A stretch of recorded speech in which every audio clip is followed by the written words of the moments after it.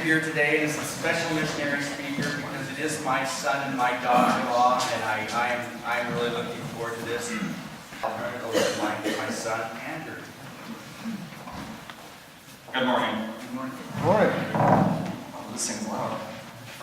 Yeah, so as I said, I am his son. I am the middle of 5, and therefore his favorite.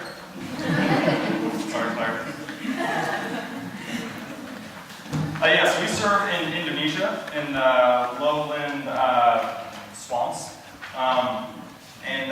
We serve, so we have 4 kids. They're kind of scattered all around. We have Chase, Eliana, London, and Piper. Piper is our newest. She was born this past year. So we're really excited to have 4. It's fun being a dad. So like I had said, we are going to be opening this up to questions afterwards. And if you notice, there was a piece of paper on a lot of seats. That is a story that was written by MAF, the flight organization that flies us in often. And that kind of explains the time that I was sick. I know many of you were praying during that time, so this kind of explains some of it. I'll talk about it a little bit more. But what you're looking at there, that is just kind of pamphlet written by the so there's going to be a lot of names thrown around. You don't have to remember them. It took me a while to get my mind around. But we serve in the Comendare tribe. Try saying that 10 times fast. So I won't ask you guys to remember that, but we do serve in the Comendare. The tribe is called the Comendare. The language is called Comendare. And we live in the village of Donakit. And Donakit is the only village that exists in that tribe. We serve on the island of Papua, which is a part of Indonesia.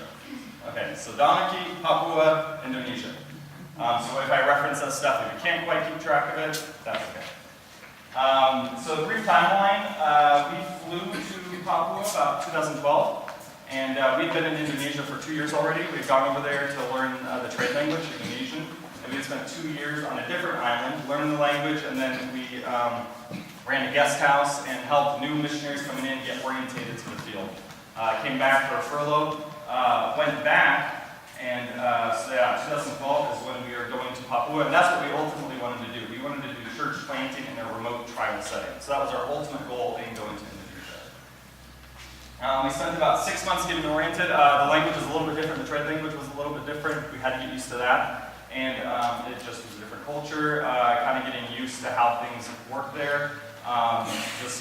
Okay, you want to get into the village. How do you do this? So we had people who had been there a while. They showed, okay, you go down to the airport, and then there's a number of mission aviation programs there. You go and you talk to this guy, and you set the schedule, and you pay them. And so we use 2 different flight organizations, so it kind of gets a little bit logistically challenging. So we kind of had to figure that all out.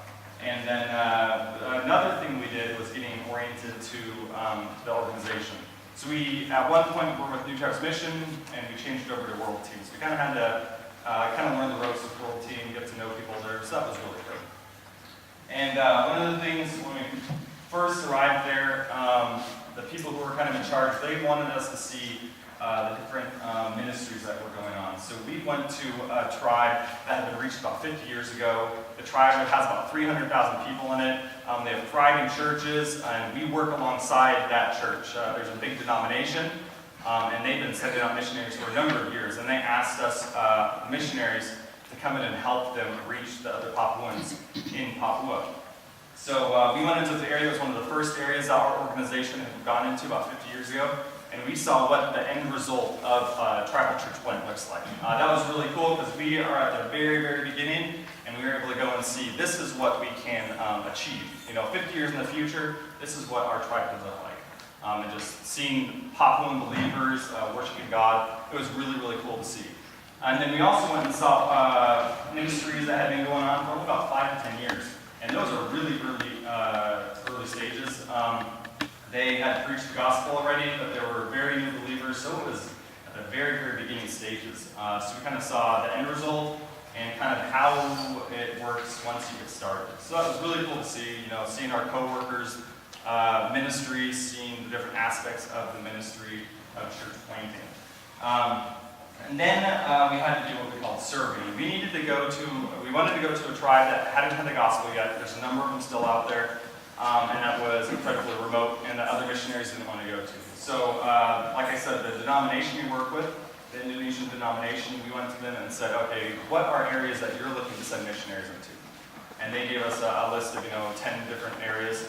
So me and a couple other guys, we got on a helicopter, and for a couple days we went to these different locations and just kind of looked, what do they have? Do they have a church? What is the linguistic vitality? Are they still using their language? And just kind of looking at all the different aspects of the village.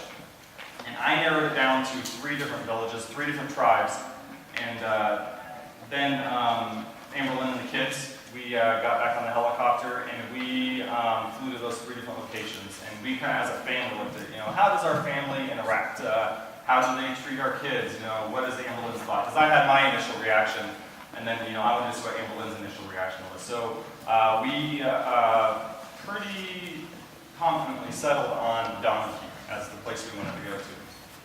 And Donaki is, like I said, the only village in the whole tribe, and there's only 300 people in the tribe, maybe 300 people. So it's a very, very small tribe. It had been passed over by a couple missionaries for a number of reasons. One of them was because it's just a small tribe. They kind of looked at it saying the resources you put into going to this small tribe, they could be better put to a larger tribe. So they have been passed over a couple times. And we just felt like, this really, they don't have the gospel yet. People haven't been wanting to come here. This kind of fit our criteria of what we wanted to do. So we decided this is where we really feel called to go. So after that, we decided this is where we want to go, but we didn't want to jump the gun quite yet. Because like I said, we worked alongside this Indonesian church, and we really respect their opinion and wanted to have them come alongside us. So we sat down with pastors, with the leaders in the denomination, and we said, here's what we're thinking. What are your guys' thoughts on this? And they said, you know what, we back you 100% on this. This would be great if you could go in there. So we had the blessing of the church, and that ended up being very important later on, which I'll explain. But we had the blessing, and then we kind of, then we decided, okay, we're going to go in there. And initially, we didn't have a house in there yet. So I wanted to have a house that, could protect my family from snakes and bugs and mosquitoes. So I went in again and had some guys come in, and they had chainsaws, and they cut trees down, and they milled lumber out of chainsaws. It was pretty incredible to watch. So we had a bunch of lumber cut, and we were letting it dry, and then Amberlynn got sick. She had some undiagnosed thyroid issues, so around that time we actually had to leave the country to get her medical help because her body was kind of starting to shut down. It had been going on for years, but then the stress of living there and all the other illnesses are kind of attacking her. Her system just wasn't handling it. So we had to go out. Luckily, Singapore, they have an incredible medical care there, so we were able to get her the help she needed. And that was, so that kind of interrupted things a little bit, but then we got back on track. And soon after that, there's a couple of things that happened all around that time. The church denomination I mentioned we were working with, they sent Papuan missionaries from the Dani tribe. This is a tribal family, and they sent them in to work alongside us. So their name is Eva Sindulira, and they have 2 kids, Amiche and Mission. If you look at our prayer card, they are on that prayer card. They are part of our team. So again, we work alongside the Papuan church, and they sent them in. So it's been really cool to interact with them. It's been interesting to watch because even though they are a tribal family, they live in the tribe, and they were sent from a tribe in a village to another one. The culture they're living in is vastly different from theirs. You wouldn't think it would be, but it's very, very different. The language, they don't know the language, we don't know the language. Culture is different for them and us. So there's been a lot of bonding that we've had over just us being foreigners. I would have thought they would just fit right in, but they're outsiders to the tribal people too, just like we're outsiders. So there's been a lot of mutual bonding we've been able to experience because we are outsiders. And they're Indonesian, we can only communicate via Indonesian with our coworkers. So that adds some challenges, but there's been a really good relationship we've developed with our coworkers. People always ask me, how does it work? What does a day in the life of a missionary living in the village look like? Our day usually starts at 5:30 in the morning. I'm up, and then I'm trying to be at my language helper's house, his hut, by 6 in the morning. And my language helper, he's somebody that I've kind of picked out. I have a couple of them, but they're people who are very helpful, and they just kind of understand how I think. There's certain people, since we're different cultures, it just doesn't click. When I ask them questions, they don't know where I'm going with the question. So there's certain guys that just kind of, they seem to catch on to the questions I'm asking. So I use them as my language helper, and what happens is, like, there'll be a culture event, let's say, where a guy's making a canoe. So I'll go watch him make the canoe, I'll take notes, take a video, get recordings of the language he's using, and take all the information back to my language helper at 6 in the morning, and we just go through it. So I say, okay, so let's go through, what are the nouns here? And they're like, what's the word for canoe? What's the word for tree, axe, machete, and all this stuff. We go through that, and then I start getting into the verbs. Like, okay, so what is the verb for, what's the word for this action? You know, cutting the tree down, splitting it, you know, doing all this different stuff. And I'm able to kind of parse out you know, what's being said. And initially, you know, he would give me a sentence, and I didn't know where the word break was, so I would just write that sentence down. And then as we've been in the tribe, you know, as you're just surrounded by the language, you're able to break down where the individual words are. And so that's nice to be able to get to that point. Because initially, yeah, it's just this big sentence. You don't know what part of the sentence he's referring to. So now, after 2 years, you know, we're able to break that all down. So by 7:30, I'm back at our house, and I make breakfast for the kids, and Berlin starts getting prepped for homeschooling. And by 8:39, I'm back walking around, either going out to the jungle, to go to the gardens where they have their food, going maybe upriver with a friend to go spearfishing, or I'm just sitting in people's huts. They do a lot of just sitting around interacting, which is awesome because unfortunately, really to get the language, you just need massive amounts of time of just hearing the language. There's no way to get around that. You can't expedite that process.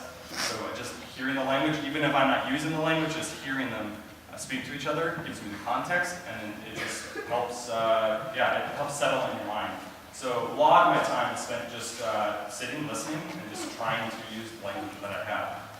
By noon, back home again, then we do lunch, and about 1:30, back out, hanging out with people. And one of the benefits of this too, it's not just all about getting the language. We kind of call this pre-evangelism, where we want them to trust us.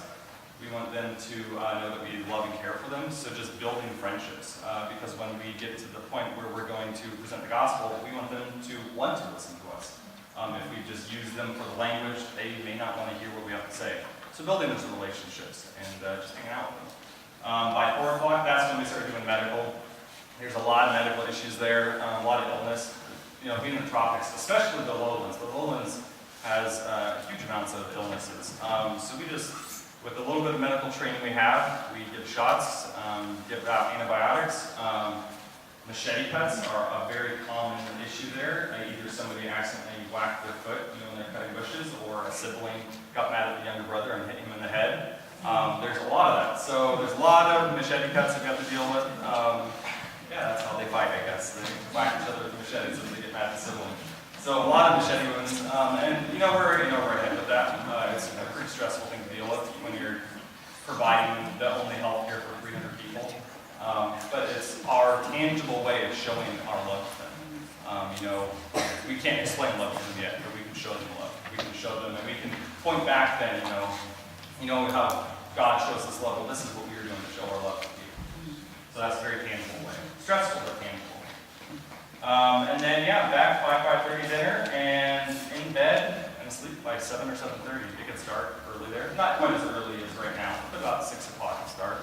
And not too much early, so we're in bed. It's pretty exhausted. So that's kind of what it looks like in the day of our day in the life of the Claussens. And as far as future plans go, we're going back December 31st. We've been here for a little bit over a year on a furlough to rest and then raise the support we needed. So it's been really good. When we came back, we were pretty ravaged by the ministry, you could say. We were pretty burnt out. So being back here has been very encouraging. Going to a church where we can understand what's being said. We know Indonesian, but hearing it in your own language is incredible. And then just being able to relax and not have the stress of the ministry. So that's been one of the main things coming back, getting connected with churches and just resting. But December 31st, we go back. We're going to do a 2.5-year term this next time instead of a 4-year term like we did. 4 years ended up being quite a bit. Being in the village, being the only white people there, only English speakers, it gets lonely. So so we're going to do a 2.5-year term this next time and then come back for 6 months. So it'll be a shorter time back, but a shorter time there. And so the next 2 years really is going to be, the big focus is going to be language still. Amberlynn and I probably have a good 1.5 to 2 years before we have the language to the point where we can present the gospel. And one of the reasons is it's just an incredibly hard language. Nobody's learned this language before, so there are no language helps. There's no dictionary, there's no grammar breakdown, so that's what we are doing. We are writing the dictionary, we are writing the grammar breakdown, and we are writing the alphabet. They don't even have an alphabet yet, so we're going to create that. So that just is very, very time consuming. And also, when you start dealing with spiritual things in any language, that's a higher level language than just everyday kind of colloquial, speak. So, I can talk to them about fishing, but getting into any in-depth spiritual stuff, that's a level above what we are. And that's usually pretty high. So you have to get the language pretty well before you can preach in a clear way. So in 2.5 years, we hope to have the language, and by that time, we hope to be able to start translating the Bible.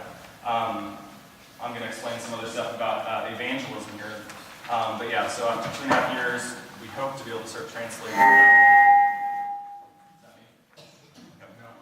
So we hope to be able to be starting the translation of the Bible, which would be really cool, because again, they have no Bible in their language yet. So I'm going to kind of cover some of the joys, sorrows, and what I'll call challenges. The challenges they're not sorrows, they're difficulties, but they're not sorrowful. So I'm going to kind of talk about the different joys, sorrows, and challenges we have living in the village, serving the community. As far as joys go, this is a fulfillment of a lifelong dream for both Amberlynn and I. I read a book, Peace Child, when I was 8 years old. It was about a missionary in Papua, actually. And from that point on, I wanted to be a missionary. I thought that was the coolest thing in the world. You can live in the middle of the jungle and serve God, do all this cool stuff. So I thought that was pretty cool. And just realizing that at that age that there are people who have never heard of Jesus before. That just blew me away. I didn't think that existed at that point anymore. From 8 years old up till now, that has been my chief career choice, was to become a missionary. And then for Amberlynn, she at 6 years old went to Child Evangelism Fellowship. And she had never heard about Jesus, actually, until that point. Her mom wasn't a Christian. She didn't grow up in a Christian home. And she went, the church invited her, and she went there, and the lady in the end presented the gospel, and she became a believer. And at that point, she said, I want to do what this lady did. I want to take the gospel to people who have never heard. She didn't know what a missionary was. She had never been to church before, but she just knew that is what she wanted to do. And that's really cool that a children's program from a church created Amberlynn and kind of helped her go to the mission field. And I know you guys do Quest Club here, and that's just awesome. I mean, children are the future of the church. The Quest Club you're doing, you may be raising future missionaries, future pastors. So just the children's ministry you guys are doing here, it's pretty incredible. So that's just really cool. I applaud you guys for doing that. An adventure, completely unspiritual, but it is pretty stinking cool what we get to do there. Every time we get on the helicopter, because we are helicopter access only, and we're flying, sometimes it gets quiet as we're flying 50 feet above the trees, through these ravines, through these valleys. This is incredible. So the adventure of it is pretty cool. Riding a helicopter, that is my commute to work. And then just going on the river, I'm paddling in the middle of the jungle. We are in the middle of nowhere. We are miles and miles and miles from the nearest outpost, the nearest town. And just paddling up river with my friends, spearfishing the river, you're in the middle of the jungle. It's pretty cool. And just, our kids get to interact with people from a different culture. They've learned Indonesian, they don't speak it, they've forgotten some of it, but just they are being, exposed to people from different cultures, different languages. That's just a cool thing that they get to experience. And then one of the greatest joys we've had is a guy named Johannes. He is actually the third partner on our team, if you look at the prayer card. We had heard a rumor, we'd gone in there, and then after we were in there, we heard a rumor that there was a guy who had gone out to get some education. We looked for him, but we never found him.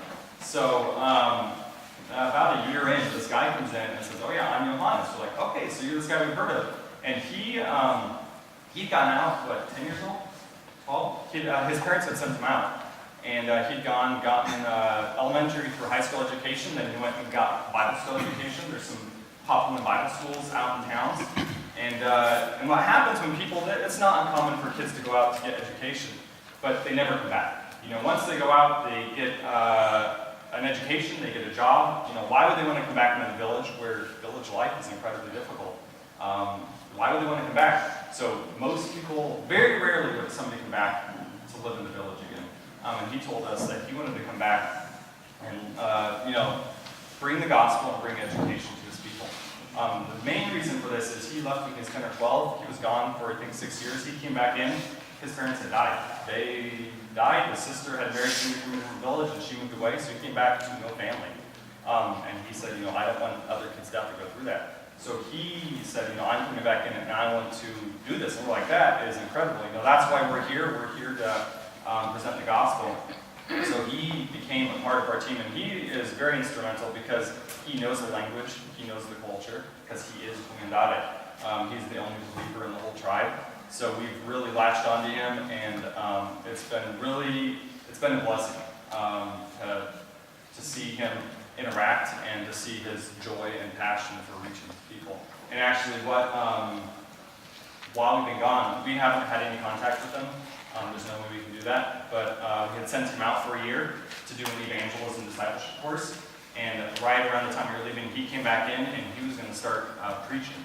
So we just prayed that he was able to continue, that he was able to persevere. The course takes about 6 months to a year. One of the reasons for that is people don't stick around often. They're semi-nomadic, so you know you can maybe get it once a week if it's a good week. So it's just, you know, going through the lessons, the discipleship and evangelism lessons take about 6 months to do. So we've been praying for him, and we don't know what we're going to go back to. We may go back to believers in the tribe, but you know, he may have gotten sick and he may have had to leave and go to the county for medical care. We don't know. So there may or may not be believers. That's a big question that we have that we're going to find out in January. But he's just an incredible blessing. It expedites the process exponentially. You know, he can do discipleship. He can do everything that we were going there to do. So we've actually kind of taken a step back. I was going to be the main teacher, the main discipler, and we've kind of taken a step back. And we're still going to do that, but we're really empowering him because he knows the language. He's not going to make as many linguistic mistakes as I will, and he has the respect of the tribal people. So we've kind of taken a step back, and we've really empowered him, and you know, and we're going to work alongside him. But as my language kind of comes up to par, we'll be working side by side with him. But yeah, for right now, we're just empowering him and saying, you know, go for it. You know, do what we came here to do. Sorrows. There's been a lot of sorrows these past 4 years. There's been a lot of illness. As I mentioned, Amberlynn's thyroid issues. I got sick with malaria. I was in there getting the wood cut, and I came down with malaria, and I spent 3 days on the floor of a hut hallucinating. So the helicopter came and flew me out. I wasn't, you know, on death's door that time, but it wasn't very pleasant. Malaria never is. So I got sick with that, and then 3 months later, I got sick with dengue fever, and the malaria came back. It never left my system. So I got really, really sick, and they actually had to life flight me out to Australia. And that's when my parents, they flew out to Australia. They thought I was going to die, which, you know, that's never a good thing as a parent to hear. But yeah, so that was a pretty traumatic. I'm kind of cavalier about it, but that's kind of my coping mechanism, I think. But yeah, it was fairly traumatic for the family. Yeah, difficult time. I'll be glad. And then illness for our kids. You know, we go in there, and if we get sick, that's kind of, we assumed. You know, even my near-death experience, I assumed I was going to get deathly ill at some point in the career. It just happened a lot earlier than I thought. So I got that out of the way. But the kids, you know, we bring our kids in, and they didn't have a choice in the matter. So when you see our kids sick with malaria, or, you know, it's hard. Or the struggle we have is, you know, they're sick, and since you can only get out by helicopter, there's a certain time of the day, past 3 o'clock, the helicopter can't come in to get you because it'll be dark by the time they get there. So you kind of have to make the call, be like, is this just a regular illness? Is this gonna overnight turn into something major? So kind of having the stress of, do we fly the family out? Do we stay? It wears on us as parents. So just then seeing your kids suffer for your decision you made. A good decision, no doubt, but it's hard to watch them suffer. And stress. That's one of the big things we struggled with. Culture stress, we are living in a completely different world. No doubt tribal people are humans, they experience the same emotions we do, but their culture is vastly different from ours. We can look at the same event and we'll come away with it from completely different viewpoints. So they don't view the world like we do. I am a product of my secular American culture. They are a very spiritualistic and mystic culture. So there's just things, we just don't see things the same way. So living in a culture that's vastly different from yours, year after year, month after month, it wears on you. You can, short term, I've done short term, and it's easy, because you're going to be coming back to the States in a short time, a month maybe. But day in, day out, year after year, it's really, really wearing. And just, the stress of that, and then continuing to love them. They're a heathen culture, they're not believers, so as part of that, they have a lot of sin, a lot of spousal abuse, a lot of fighting. It's just a lot of depravity that happens in the village that we have to see. That adds to the stress level. And then loneliness, like I said, we're the only English speakers, so that adds to the loneliness. Some of the challenges we have here are, difficulties, but they're not bad difficulties. The language is a big challenge right now. Like I said, it is incredibly difficult. We learned Indonesian. Both of us we do well with languages. We picked it up really quick. But that was Indonesian as a dictionary. We went to a school that taught us Indonesian. So I think I was a little bit cocky when I went into the tribe saying, I've got this language thing down. And then we got in there and it hit us like a ton of bricks. And I talked to every other missionary there and they say, yep, that's just what happens. What you're doing, you're right on par time-wise. It's just a long process.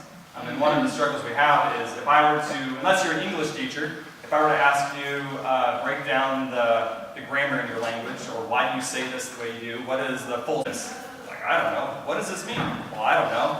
But they don't need to know it because they just use it. They just know how to use it. But we need to know, if we're going to translate the Bible, the full semantic range of a word. We need to know the correct grammar to use. So we need to know the language far more in depth than they need to. And they just don't know how to explain it, which is fine. But that just is one of the difficulties we have. We have to somehow parse all that information out. So the language is difficult. And just looking at it, we found we could probably just homeschooling, cooking, everything from scratch, just taking care of the family, that could be a full-time job. By the end of the day, just doing that, it's pretty exhausting. So then we add all the medical, the language learning, just interacting with people from a different culture, the stress level just skyrockets. So just living is enough of a chore, and then you add the ministry to that, and that adds a lot of stress. And then medical. Oh no, I did medical. No, I didn't. So like I mentioned, medical, as far back to the sorrows, we do the medical, but despite our care, a lot of people die. The infant mortality rate there continues to be about 50%. Child mortality from 0 to 5 is probably about 20. To adulthood, probably 5 to 10% of those people die.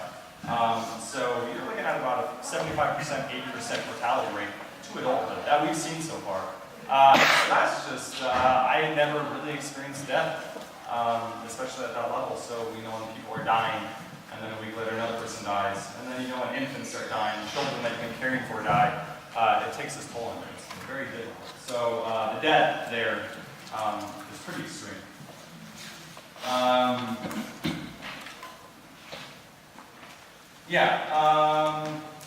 And some of the challenges, ministry challenges we have, everything has to be viewed through the lens of the ministry. We need to look 10, 20, 30 years out, saying how is this going to affect the church 5 years from now? How is this going to affect the church 10 years from now? So having to make decisions many times with no information. That's what we become pretty good at, is making a decision and going with that decision, even though we don't know what the best decision is.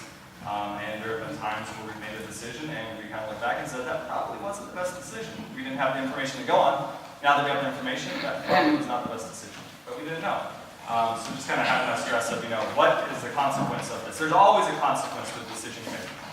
There's always going to be a good consequence and a bad consequence. And since we don't know the culture, oftentimes there's some not so good consequences. They're very understanding of us. They understand that we're just dumb whiteys that live in there with them and are trying to learn the language. But yeah, it's difficult. So how can you guys help us in this ministry? One of the greatest things you can do, and you guys have been doing, is prayer. I fully believe that the reason I'm still here today is because people are praying. We have people here at this church praying, people at our church on the western side praying, people on the east coast praying, people in Australia. We just had people all over the world. They were praying for me, praying for the family, and I really feel that's what kept me alive. The nurses said, "You really shouldn't be here today, Andrew. It's by the grace of God only." So prayer is very important. There's a sign up you can sign up for prayer. If you promise to pray for us, we will send you a calendar that kind of gives you the breakdown of what the ministry is looking like throughout the year, and you can continue to pray for that. So if you want to commit to praying, we would appreciate that. Giving, we came back here and we had a deficit of $1,800. Just people retiring, the economy wasn't doing so well, so people couldn't. They were losing jobs, so they couldn't continue supporting us. Cost of living went up. So we had an $1,800 deficit, and that was as of 2 months ago, and we put it out there for people, talked to different churches, and that deficit has actually been filled. So we have our full monthly support, which is pretty incredible. It's $1,800 in 2 months. I've never heard of that before. So that was just incredible. The body of believers coming around the ministry and helping us get out there so we can go back. So that monthly support is there. Praise God. But if you hear this and you want to give a one-time gift, those are always helpful. There are things we can't quite do because there's limitations within the ministry budget. Education, medical, there's just a limit to how much medicine we can buy with what we have. So if you want to do one-time gifts, we will, that'd be great. And that'll go towards one-time projects, providing clean water. We've done that, provided we have the Clean Water Initiative. We provide medicine, we deworm the whole village. Usually, we deworm actually every 6 months, but then when we have the money, we just buy the medicine and deworm the whole village, and that actually helps with their health issues quite a bit. So there's just a lot of things like that that one-time gifts help provide for. And packages and letters. Mail, it's always nice to get mail when you're over there. You feel kind of isolated from the States. I know people are thinking about us, praying for us. But getting a letter in the mail, getting a package, is always a morale booster. There's a certain way you should send packages. Custom, it's a corrupt country. So depending on, so if the package is sent incorrectly, we end up getting pretty heavy taxes. So there's a certain way you need to send them. So if you do want to send packages, we have it on our website. It kind of tells you, how much it should cost to send and all this stuff, and that's an incredible help. Just getting candy from the States, little mementos, again, makes us feel connected to our friends and our churches back here. Number 4, how you can help is you can become a missionary. And I'm not talking short term. Short term is great, but there are incredible needs on the ground in Papua. There are currently only 3 Bibles. Full Bibles translated into tribal languages out of 250 languages. Probably a half of those languages have a partial New Testament, but there's a lot of tribes that don't have the gospel, they don't have the Bible, and people can go fill that role. If there are kids listening here, you guys can be missionaries. If you want to talk to us about how you can do that, we'd be more than willing to talk to you guys. But yeah, being a missionary, it doesn't even have to be in Papua. The organization we're with, they serve in France, Italy. Italy, I think, they're 2% Christian. There's a lot of European countries that just have crazy low Christian population. So we serve as an organization in Italy, France, England, with all the refugee crisis has been bad for the world, but it's actually been very good for the mission community because there's been a lot of displaced people, and when people are displaced, often their worldview is thrown for a loop. So they tend tend to be, especially with these Muslims, they tend to be a lot more open to the gospel. They're not around the infrastructure they used to have. They're in a different culture. They're looking for something. So there's been a huge benefit to this, missionally speaking. So there's been a lot of initiatives in the mission world to reach those people who are displaced, to reach the Muslims specifically, because they are very hard groups to get in with. And now that they're in European countries, hey, we have access to them now. Closed countries where we can reach them, now we can reach these people. So there's a lot of need in the Muslim mission world too. So I'm gonna have my dad come up.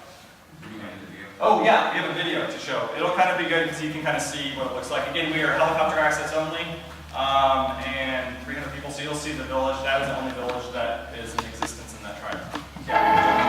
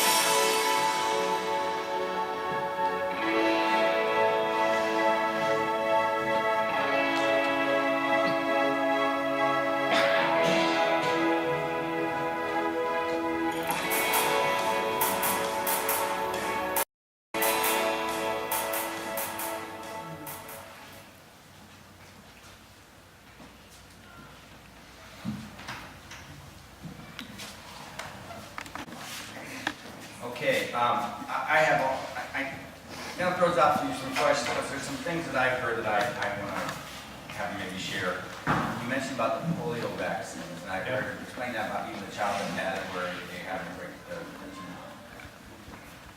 Yeah, so we have a lot of goals that we want to do that fall outside of the ministry budget. And one of them, for this next coming years, we're wanting to raise enough money to give everybody a polio and a tetanus vaccine. We recently had well actually it was before we came in, she had gotten tetanus and she got lockjaw. And so the parents actually knocked out one of her front teeth, and that's how she eats now. She's about 8 years old, and that's how she's going to eat the rest of her life. So we're just wanting to help prevent that, and that's one of the things that we're trying to do, is bring in vaccinations to prevent stuff like lockjaw. Tell about a story where you came into the room just when the child died, and what that made them think about who you were.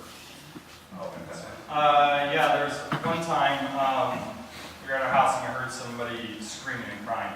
So I went down and went to that. I figured somebody was probably sick. That's when somebody starts getting sick, they start wailing. Because when a person passes out, they kind of feel like that's the person's died. So they start wailing, and the person comes to, they come back to life. So I heard this wailing, and I went down there and knocked, but I kind of made myself known, cleared my throat. Right as I did that, the little baby that was sick took its last breath. So I came in and checked the baby, and the baby was dead still. He was still warm, and he had died seriously the instant I came to the door. And I don't know the cultural ramifications of that, but they kept on. They told me like, oh yeah, he died as soon as he got to the door. And I heard that, I was like, okay. And then it started going around the village, like, oh yeah, almost his son. He died when he got to the door. I don't know what that means. I mean, you're going to be invited to everything. Yeah, so they weren't mad at me. There were no repercussions from that, but that's the story got around the village, that the baby died as soon as they got to the door. So we don't know if that's a good thing, a bad thing. They're not mad at us, but something happened. In their mind, something happened, and we don't know what it is. So again, that's just understanding the culture to present the gospel.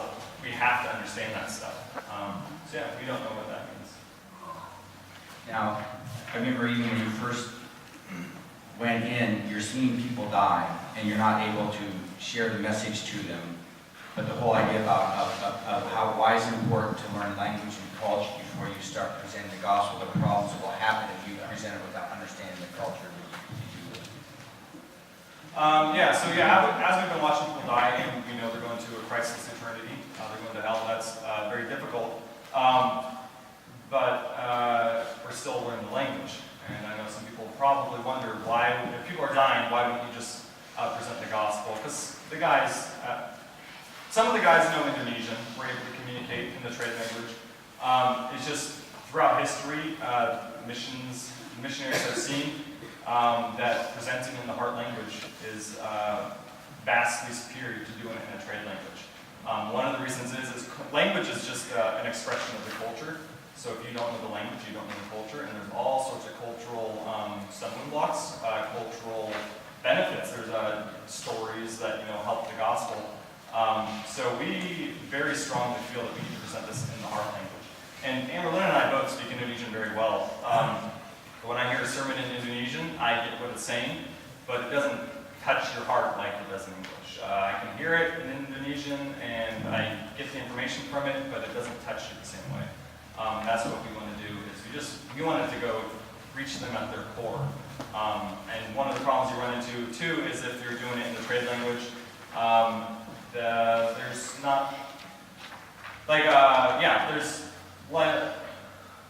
there can be a lot of syncretism where they think they're understanding what you're saying, but they really don't. Like our language, for instance, they don't have words for love, grace, mercy that we've found so far. And if you don't realize that, you have to work around that, but if you're doing the trade language, you wouldn't know that. So there can be a lot of problems. You can plant the church quickly in the trade language. You could probably get some believers, actually. You might get a few of them. But then the problems for that church in the future, just as the church grows, the problems get larger and larger and larger. So starting now, getting a good foundation prevents a lot of problems, and it will provide a healthy church in the future. Because we're not looking at just the people that are dying now. We're looking at a line 50 years down the road. How many people, if we do this wrong, how many people will die without hearing the gospel because we took a shortcut? So we're looking 50 years in the future. Maybe you have a better example than I do, but the whole thing that if you present the gospel in a way that they don't understand correctly, that will transfer into something else. And I something in the back of my mind, something about talking about your sins being covered by shedding of blood, where people start they're shedding their own blood to try to cover their sins. Is that anything with your thing? Or is that something else I heard somewhere else? That's not from us. Okay. But the point is, you can have some cultural things. You say it the wrong way, and they will just take it and go a different way, where it will no longer be the gospel. It will be them doing something if you don't understand that culture. I had a question, and it just kind of go out. Does anybody else have any questions out here? I'll throw it out to you. Anybody have any questions? Say it loud. What's the cost for the immunizations that you need? We haven't actually priced it out yet. We have to get on the ground. Maybe you know this, Angela? I think it's about like $200 or $300 to actually get the vaccinations, and then it's about $1,400 to have actually nurses or doctors to come in and give the vaccinations. Because we want to make sure the vaccinations are given correctly. Correctly, and two, we want to make sure that they're not expired. We want to make sure that, because sometimes vaccinations come in and they're stored in the refrigerator in town, but then the power goes out for a week and then the vaccinations are bad. So our vaccinations are a little bit more expensive because we'd be having. We have to go out of country, making sure along the whole way that they're still good. And that number immunizes the whole village? That'd be the whole village. Everybody gets one for that cost? Yeah. Yes. Have you ever made a mistake by accidentally trying to speak their language and it said something else and it was a misunderstanding? Yes, that happens That's often. Yeah, her question was, have you ever made any mistakes in the language and they misunderstood you? Yeah. There's some that aren't appropriate for children. But needless to say, there is a word for a certain body part that sounds just like the word for those net bags out there. So at this point, we can hear the difference now. Initially, we didn't, but now the struggle is trying to remember which one it is. So when you all in your mind, you're like, is this the body part or is this the net bag?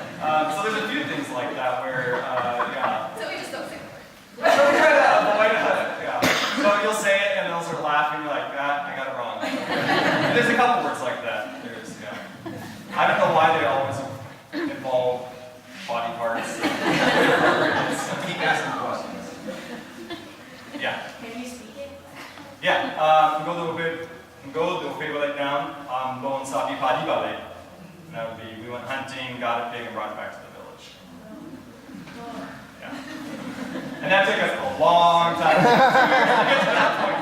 So yeah, at this point in the language, we can speak in sentences like that. Grammatically may not be perfect, but we can kind of do little sentences. So I can understand them about 50 to 75% of the time when they're talking, and then I can throw out sentences, but kind of getting the sentences together. And then yeah, the grammar, they have past tense, future tense, near, far, depending on who the action's being done by. So there's a lot that it's kind of hard to figure out the grammar. And that's all tied into the verb. So it's not a separate word, it's affixation attached to the verb.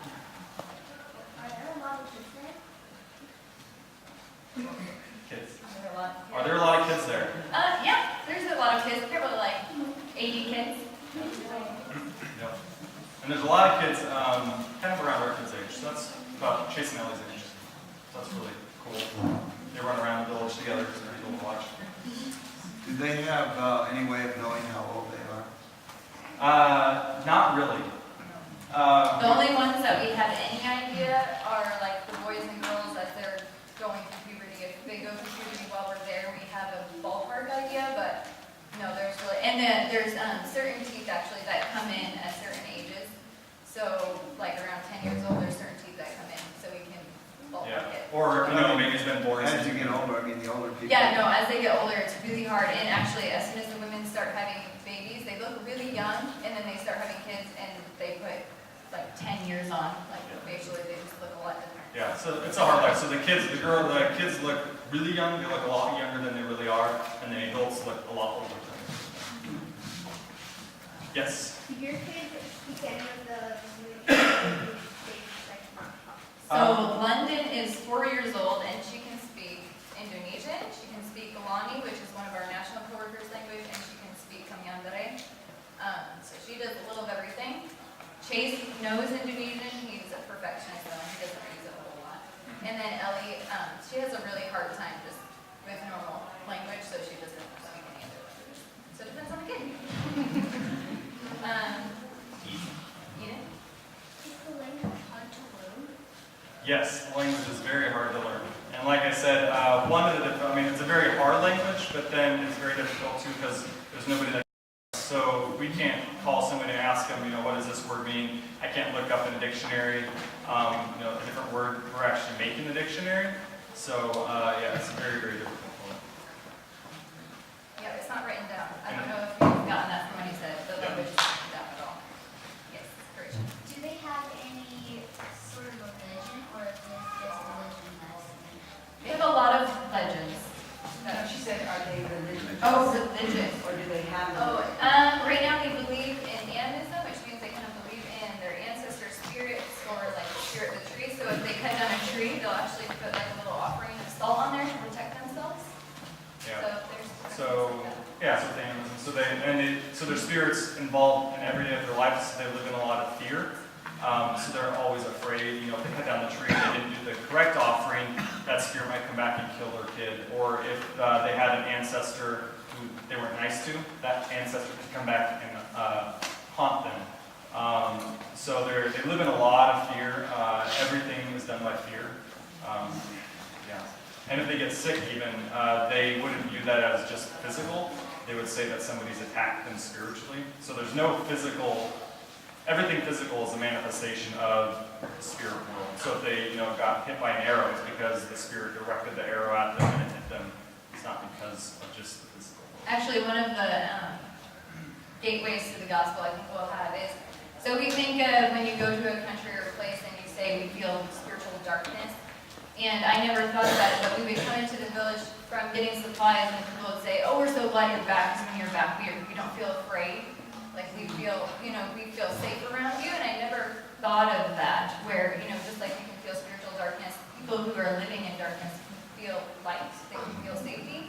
And so I think that's actually one of the gateways to the gospel, is we can say, that power that you found in us, that safety you found in us, it's not really us, it's God. So how do you interact with those kind of, the animism? Obviously you're believers and I don't know, do you put yourself on trees to cut down? Or how do you not offend them and yet live out your faith? Yeah, so we don't do those things, and we're pretty clear about why we do that. We say, we're not afraid, so we don't feel like we need to do this. They do a lot of things where they wear a lot of charms on their necks, and so Chase actually has a crocodile tooth that he got from John, his brother. And so we've actually had to explain, this isn't for fear, this is just, something his brother had got, and so he wears it. But it is one of those things where it's okay for us to be different. They understand we're different, and we can explain that, but we can't go on and say, you shouldn't do that because that would cripple them.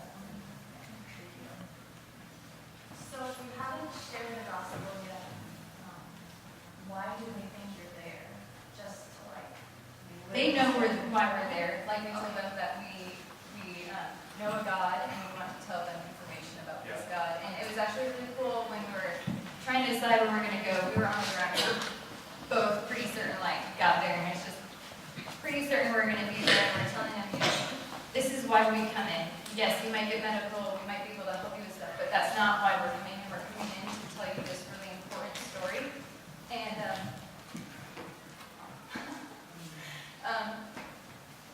the guy's response was, we're thirsty for it. And it's just so strange to me. Why would they ever say something like that? Yeah, for sure. Do they have a system of law and order? Not really. Kind of how they don't, as far as social structure, it's really primitive because they're a hunter-gatherer, a really small tribe. So basically, the tribe's made up of a couple different clans.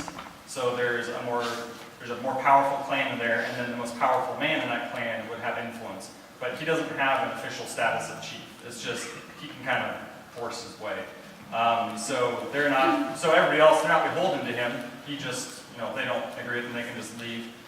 So there's no real law and order. They have laws. If you sleep with another man's wife or if you shoot a guy, there's consequences to that, which would be war. But there's not laws, so to speak, where they would say, you broke the law, now we're gonna, sit down and have a jury. It'd be like, oh, you shot this guy, or had an affair, I'm gonna grab my bow and come shoot you in retaliation. So it's pretty lawless. Again, they have the law written on their heart. They know some things are wrong, but it's kind of a free-for-all for a lot of stuff.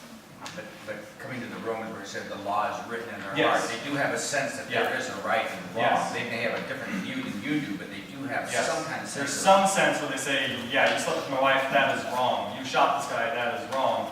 And they would respond, but it's not an official codified law like we would have. Yeah, it's fascinating. They're actually if you steal somebody's garden or you have an affair, there always has to be a payment. That's usually what it is. You have to give a pig or dog teeth. The canines on a dog teeth are considered valuable there. So there always has to be a payment, and that's another one of those, basically the gospel. We've done all these things against God, and now there had to be a payment. But, yeah. There's somebody in, yes. What kind of food do they eat? Do they have Bengal tigers? They do not make no tigers. Thank No. goodness, no time. No, actually, on the other side of Indonesia, there are tigers and there's monkeys and all that stuff. On Papua, there's no monkeys, no tigers, no jaguars. So the most dangerous animals are crocodiles, cassowary, and pigs. What they eat a lot of bananas. There's kind of plantains that they've had there forever. They have some sweet potatoes, and then they don't get meat very often, as far as red meat like pig. They'll go hunting. There's certain seasons where they get them. They fish a lot, so they get the fish. So a lot of it's probably their main diet is and then sago. There's a sago palm tree where they cut it down and they split it open, and it looks kind of like a styrofoam in the middle. And they kind of pound it, scoop it out, and then they mix it with water like this, and then the starch settles off. So it's kind of like a flour. Ends up being like tapioca. Yeah. So you love it. Oh. Yeah, I've gotten used to that. So there's a couple different ways to do that. So yeah, sago, bananas, and then fish are the main diet. And then a lot of greens. They eat sweet potato leaves and ferns. Yeah. We're talking about the grubs. We always hear about the Oh yes, and the grubs. There are grubs that grow in that palm tree, and they love those grubs. And they're like the size of your thumb. They're about the size of your thumb, and they are the most foul thing I've ever had. There's some other grubs from a different tree I've eaten before, and they didn't taste. So grubs. Amber was able to eat it. I cannot eat the sago grubs yet. It Hey, tastes, Andrew tells it's me like a gusher they're not filled with that vomit. bad. They're not that bad. So I eat one, I'm gagging the entire time, I end up swallowing it, and then I give one, and he spits it out, and he goes, well, I've never actually swallowed it before.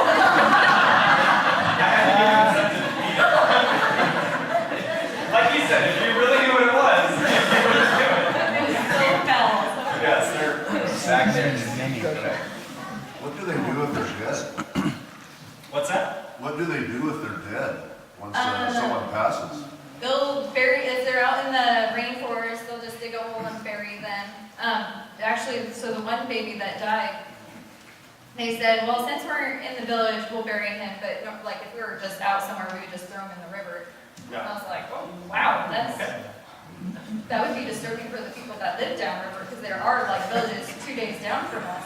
So they they just do whatever they need to get rid of it. If somebody actually dies in a hut in the jungle, they'll just leave it. Yeah, they'll just And leave the body in they the just hut, won't and use then that house they just anymore. won't use that garden, they won't use that hut anymore. Okay. Yes.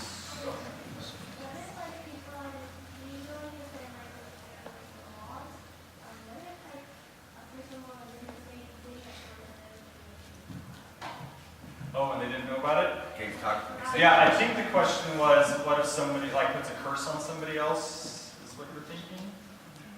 Or, sorry, go ahead.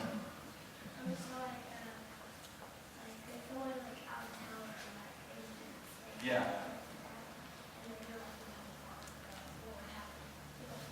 Oh, so he's asking, what if somebody comes from outside of the tribe into the tribe and doesn't, and they're not supposed to? They would probably.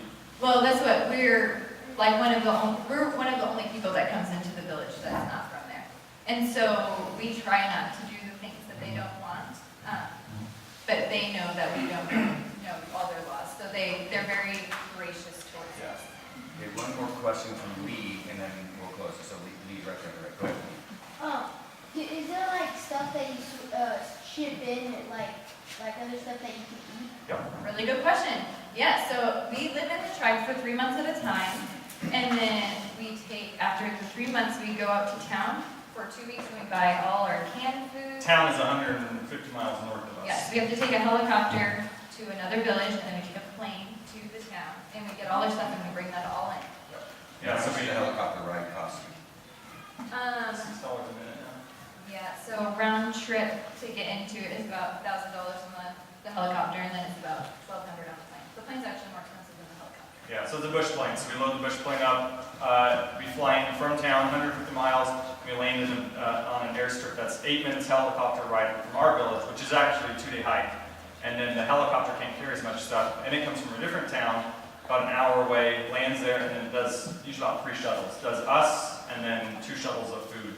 Yeah, so that's about $6 a minute for the helicopter. So we have about 2 weeks of fresh fruits and vegetables, and after that, It's just canned stuff. And we have a freezer and stuff. We had to end, but I want Andrew to model. Models this.